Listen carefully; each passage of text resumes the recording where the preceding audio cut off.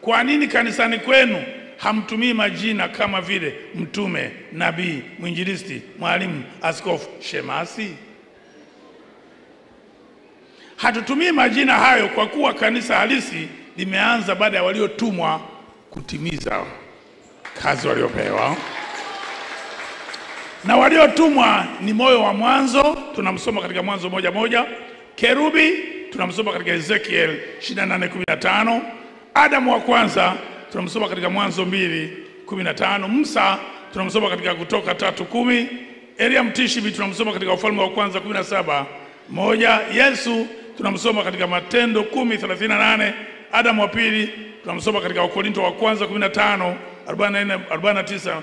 Miaka 1000 katika Isaya 33:6. Nafsi ya kwanza katika Yohana wa kwanza 5:8. Kwa hiyo baada ya majira ya waliotumwa kuisha 2017 ndio hili kanisa likaanza 2018.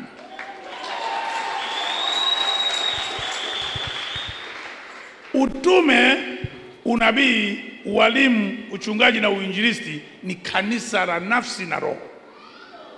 Kanisa halisi ni kanisa la moyo.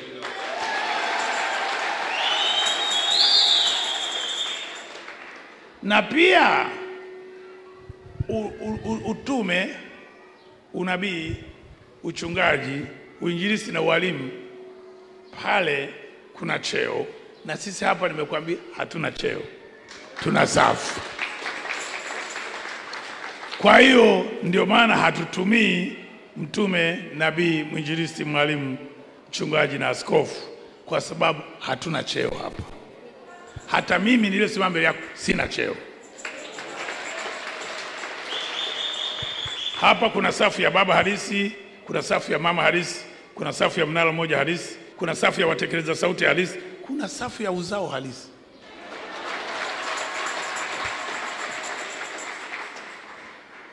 Hawana cheo wote.